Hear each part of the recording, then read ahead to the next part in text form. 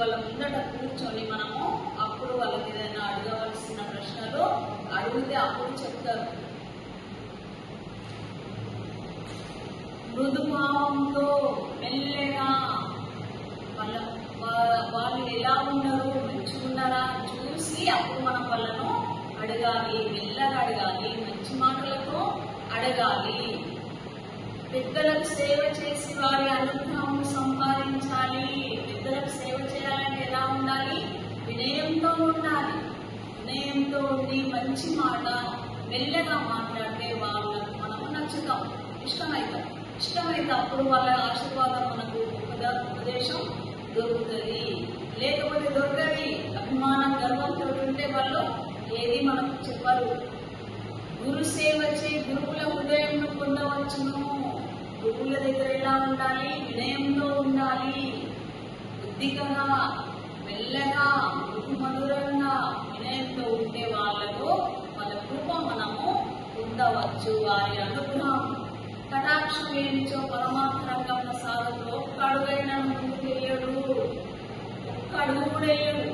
వినయం లేకపోతే ధర్మం లేక ఉంటేనే మనకు అక్కడ వాళ్ళ కృప అనుగ్రహం దొరుకుతుంది. లేకపోతే ఒక్క అడుగు కూడా ఇందులో పరమాత్మలో ముందుకు వేయలేము అంటున్నాడు ఇక్కడ.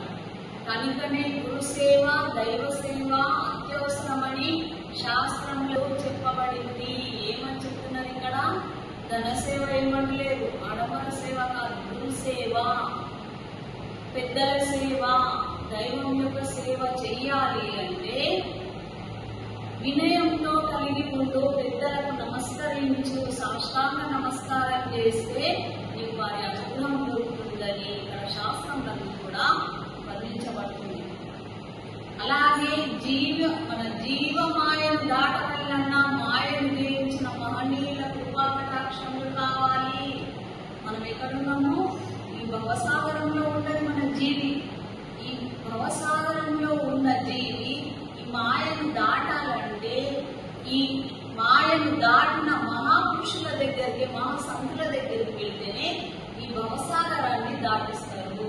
ఎలా? ఇప్పుడు కులాని బాబు గారు మాయను దాటి ఉన్నారు, జీవమాయను దాటిపోయిండు, రజతమ సత్వగుణాలను దాటి అవలవైపున్నారు. కాబట్టి మనల్ని కూడా ఆ భవసాగరాన్ని దాటిన మహనీయులను మన దగ్గరికి వెళ్తే అప్పుడు మన ఈ మాయను మనకు తెలియజేసి జ్ఞానోపదేశాన్ని, ఆత్మదర్శనాన్ని మనకు కలిగిస్తారు.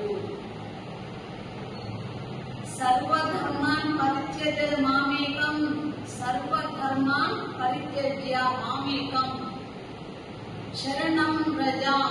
काय झालं? सगुणी भजिता निर्गुणी पावलो. सगुण म्हणजे हा मी शरीर माझं सगुण आहे, पण मला निर्गुणाचं दर्शन झालं, मग तुम्हाला निर्गुणाची ओळख दाखवा लागलो.